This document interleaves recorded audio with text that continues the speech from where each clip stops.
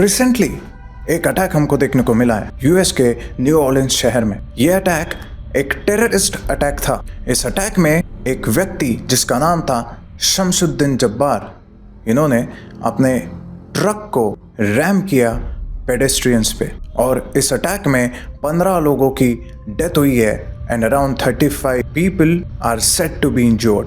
अब इस अटैक के बारे में जो हमेशा ऐसे कुछ इशू होता है तो उसमें एक सरप्राइजिंग चीज जो देखने को मिलती है वो लेफ्ट लीनिंग लोगों का stance. Now many of this left leaning people जो जस्टिस की बात करते हैं in other cases they are silent now. और कुछ लोग फॉर एग्जांपल अल जजीरा कुछ कह रहा है तो उसमें दूसरे सस्पेक्ट्स जो कि एक ग्रीन बेरेट ऑफिसर रह चुके हैं उनको घसीटने का प्रयास यहाँ पे किया जा रहा है। तो कहीं ना कहीं जो फैक्ट्स है उनको मैनिपुलेट करने का प्रयास यहाँ पे देखने को मिल रहा है। फिर ये लोग रोना रोते हैं कि हमें गोदी मीडिया क्यों बुलाते हो, इसलिए बुलाते हैं। अब बात ये आती है कि शमसुद्दीन जब्बार ने ये जो किया, क्या ये यूनिक आइसोलेटेड अटैक था? कई सारे लोग ये बोल रहे हैं कि उनका जो इन अटैक्स में जो रोल है, जो रेडिकल इस्लामिक लीनिंग है, वो अभी तक प्रूव नहीं हुई है।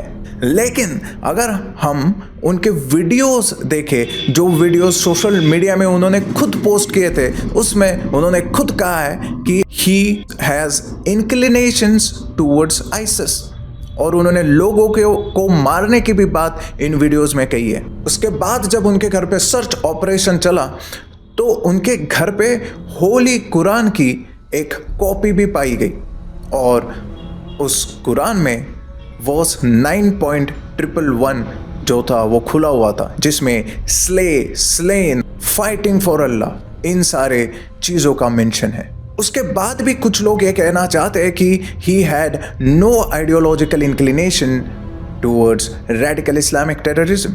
ये यूनिक या आइसोलेटेड अटैक नहीं है, क्योंकि ऐसा ही एक अटैक हमें जर्मनी में भी देखने को मिला था। और कुछ लोग ये भी कहते हैं कि ये जो टेररिज्म करते हैं लोग या फिर ऐसे एकदम से एक्सट्रीम स्टेप्स उठाते हैं अनएम्प्लॉयमेंट का या फिर गरीबी का नतीजा है कि शमसुद्दीन जब्बार जो थे ये यूएस आर्मी में नौकरी किया करते थे। He was an army veteran, he served in Afghanistan 2009 to 2019।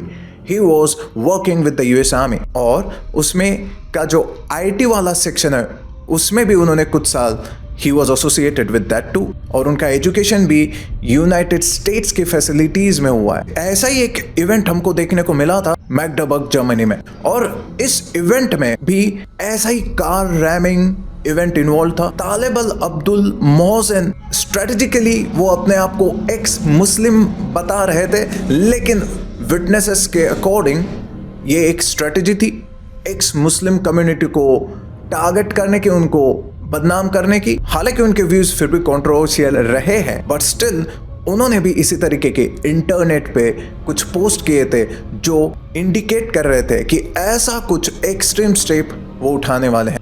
Anis अमरी नाम का एक व्यक्ति ने 2016 में बर्लिन के क्रिसमस मार्केट में इसी प्रकार का एक्सीडेंट अटैक किया था और इनका भी क्रिमिनल रिकॉर्ड पाया गया है। तुनिसिया से ये आते थे, इटली में कई टर्म्स इन्होंने प्रिजन में गुजारी थी, उसके बाद जर्मनी में आए थे। इन्होंने कई प्रकार के आइडेंटिटीज फेक की थी असाइलम सीख करने के लिए, उसके बाद भी उनको बाहर नहीं खदेड़ा गया, उनको कोई पनिशमेंट नहीं हुई। उसका एंड क्या हुआ? कितने सारे लोगों को अपनी जान गंवानी पड़ी। इसके बाद हम नीसा अटैक देख सकते हैं 2016 का। इस अटैक में भी मोहम्मद बुलल नाम का एक व्यक्ति इन्वॉल्व था। इनके इंटरनेट सर्चेस हम देखें तो ऐसे हुआ करते थे कि वायलेंट सेक्सुअल वाली चीज़ें ये सर्च करते थे। उसके बाद में इन्होंने सर्च किया था कि कार अटैक्स हुए हैं क्या या फिर कार रैमिंग इंसिडेंट्स जो कि काफ़ी सेंसिटिव किलिंग्स हुई है जो कि सेंसिटिव लोगों के लिए नहीं है। ऐसे वायलेंट चीज़ों को ये सर्च किया करते थे। और एक अमक न्यूज़ चैनल है जो कि ISIL से एफिलेटेड है, उस चैनल ने इनको सोल्जर ऑफ इस्लामिक स्टेट करके बुलाया था। और इनकी सर्चेस को अगर हम आगे देखते तो देखा जाता कि कुरानिक सूरास को भी इन्होंने सर्च किया था कई वेबसाइट्स पे। और एक एग्जांपल लेते जो कि 2006 में नॉर्दर्न कैरोलिना यूनिवर्सिटी में जो अटैक्स हुए थे, उस समय उस व्यक्ति ने साफ साफ कहा था कि मुस्लिम्स की डेथ्स को वो एवेंज कर रहा है। और 9/11 अटैक का एक व्यक्ति था, उस व्यक्ति को ये अटैकर फॉलो करता है। तो एक हमें पैटर्न तो देखने को मिल रहा है यहाँ पे। This is not first of its kind attack. Strato global intelligence के हिसाब से इन अटैक्स को करने में थोड़ा ईज देखने को मिलता है। जैसे 2008 में जो इजराइल में जो अटैक्स हुए थे, इजराइल की सिक्योरिटी जो थी एकदम हाइट्स पे थी। वहां पे किसी भी तरीके के एक्सप्लोजिव्स या वेपन्स ले जाना काफी डिफिकल्ट था, and that is why cars ले जाना और उनसे अटैक करना ये थोड़ा इजी हो जाता है। इसीलिए ये अटैक्स जो है काफी सीरियस है और इन अटैक्स को रोकना भी थोड़ा डिफिकल्ट होता है, क्योंकि आप वेपन्स लिए हुए व्यक्ति को, बॉम्ब लिए हुए व्यक्ति के लिए हमने कई सारी, जैसे एयरपोर्ट्स पे आपने देखा होगा कि सिक्योरिटी स्कैन्स होती है, स्टेडियम्स में सिक्योरिटी स्कैन्स होते हैं, पोर्ट्स पे सिक्योरिटी स्कैन्स होते हैं, लेकिन इस कार के लिए कोई सिक्योरिटी स्कैन अभी तक तो नहीं है, क्योंकि इंटेंशन ड्राइवर के क्या होते हैं ये हमें पता नहीं है। तो ये अटैक जो है इसके लिए कोई स्पेसिफिक स्किल्स और ट्रेनिंग लेने की भी जरूरत नहीं है। अगर आप इंडोक्ट्रिनेटेड हो then you are good to go. एक कार चाहिए और राह चलते लोग चाहिए। जेकब सीगल ने 2014 के अटैक्स को लेके ये कहा था कि ऐसे अटैक्स आगे बहुत सारे देखने को मिल सकते हैं। अब एक और बात आती है, क्या इन अटैक्स को सपोर्ट करने वाला, इन अटैक्स को मोटिवेट करने वाला, इंस्पायर करने वाला क्या कोई लिटरेचर अवेलेबल है? तो एक मैगजीन है 2010 में जो रिलीज हुई थी, अल कायदा से लिंक्ड मैगजीन थी, उसका नाम था इंस्पायर। इस मैगजीन में बताया गया है कि इन अटैक्स को कैसे करना है, which includes increasing the speed of your vehicles, rhyming it against pedestrians, radical extremist leaders का भी इसमें रोल देखने को मिला है। जैसे अनवर अल-अवाकी जो कि एक अलकायदा इमाम है जो कि यूएस में जन्मे थे, इन्होंने भी ऐसा कहा था कि do your own terrorism, stay in your place, मतलब आप जिस जगह हो वहीं रहकर आप आतंकवाद करो। और एक पार्ट आता है जिसमें यह कहा जाता है कि इन लोगों को कुछ मेंटल इश्यूज थे। कई सारे केसेस में इनके खुद के मैरिज सक्सेसफुली चल नहीं रहे थे, लीगल इश्यूज में थे।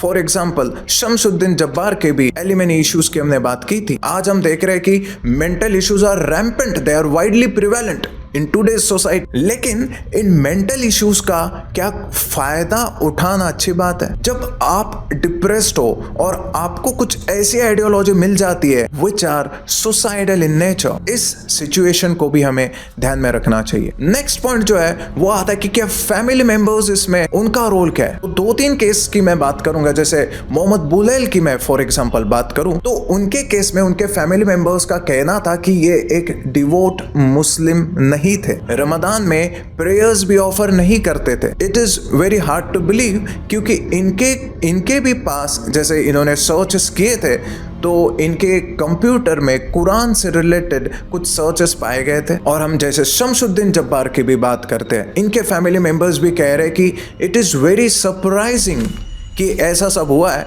क्योंकि ये व्यक्ति काफी शांत था लेकिन फिर भी ये हुआ। अब इनके प्रिवेंटिव मेजर्स कुछ हो सकते हैं क्या? प्रयास तो अवश्य करना चाहिए। जैसे कंक्रीट बोल्डर्स लगा सकते हैं, बैरिकेड्स लगा सकते हैं, जहाँ पे पेडेस्ट्रियन की जब संख्या ज़्यादा हो तब, जैसे कोई इवेंट हो, जैसे क्रिसमस ईव हो या फिर न्यू ईयर ईव हो या फिर दिवाली फेस्टिवल हो, जो भी ऐसे फेस्टिविटीज के टाइम पे जब क्राउड है वो बढ़ जाता है, उस समय पे कार्स को हमें एक पेरीमीटर के बाद आने नहीं देना चाहिए। ऊपर से हम और एक चीज ये कर सकते हैं कि इन सारे लोगों में एक कॉमन चीज ये पाई गई कि ये इंटरनेट पे इन्वॉल्व थे और इंटरनेट पे ऐसे पेजेस को फॉलो करते थे जो एक्सट्रीमिस्ट आइडियोलॉजीज को प्रमोट करते थे। तो सोशल मीडिया के साथ मिलके हमें भी ऐसे जो एक्सट्रीमिस्ट आइडियोलॉजी फैलाने वाले पेजेस है उनके ऊपर ध्यान रखना चाहिए। और इन सारे केसेस में एक चीज और कॉमन पाई गई कि ये अरेस्ट या फिर किसी क्रिमिनल एक्टिविटी में इन्वॉल्व थे। ये सारे हम पॉइंट्स को